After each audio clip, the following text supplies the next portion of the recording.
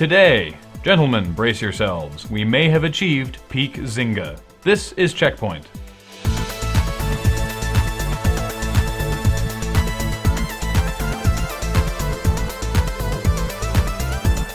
Welcome to CheckPoint, where we have determined that since it is December 5th, yes, you can put up your Christmas decorations now. I promise I won't stab anyone else.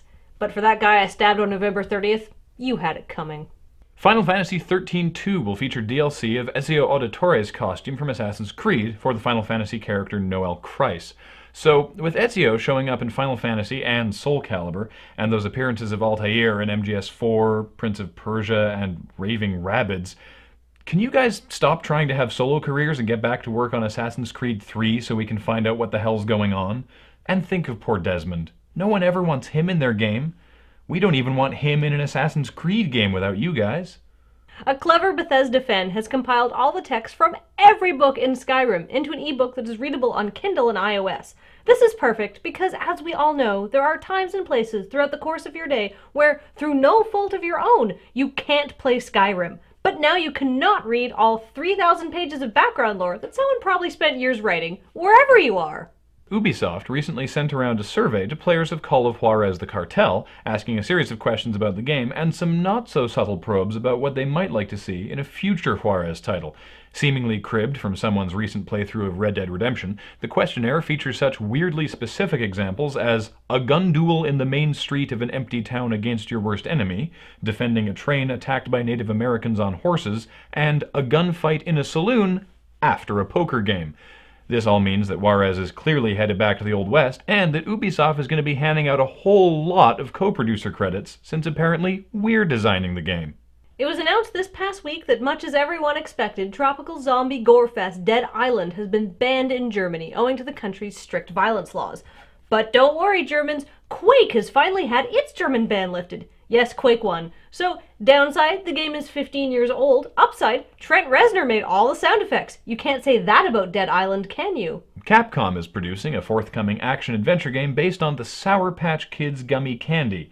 Yes, as the same brains behind older games centered around the Domino's Noid and the California Raisins, Capcom's newest game of foodsmanship, World Gone Sour, follows the adventure of an errant sour kid as he travels across the sticky movie theater floor into the outside world and eventually your stomach. So that's gross. And, just to make it extra weird, the soundtrack features a song called World Gone Sour by Method Man, who is undoubtedly crying right now. There's been a startling amount of news coming out about Zynga this week due to the social gaming giant's impending initial public offering. While these bits of news have ignited a delicious media feeding frenzy, they also reveal that there may be blood in the water, with some analysts saying that Zynga's lifespan may be about as long as this tortured metaphor. For more, we go to our resident social gaming remora, Paul Saunders. Thank you, Kathleen. So, Zynga has started shopping itself around to investors and is hoping for a $10 billion market valuation, which would make the company worth more than EA.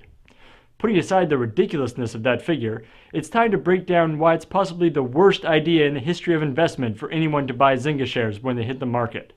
First of all, while Zynga may be milking its loyal Facebook user base for hundreds of millions of dollars in revenue every year, it's important to note that their empire of Veils has hit its peak. Sure, almost 50 million people log into Facebook to play their games every day, but as Zynga adds new games, the old games are losing players. This is because there's a finite number of people in the world that actually want to play Zynga games.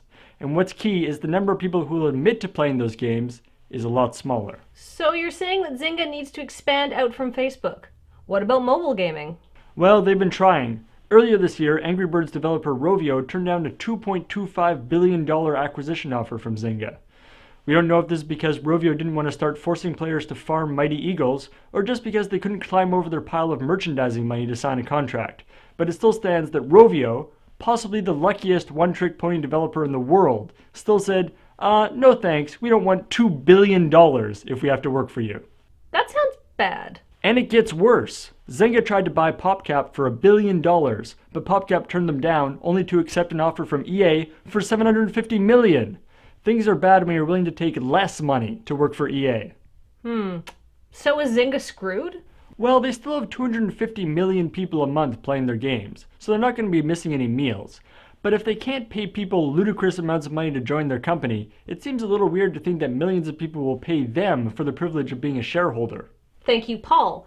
So, in conclusion, if you're looking for a terrible place to invest your money, may I suggest my not at all fake shell company, Cat Snuggle Inc., makers of the hit imaginary social game, The Fantastic Adventures of Professor Pigglesworth on the island of Give Me Your Money. Super.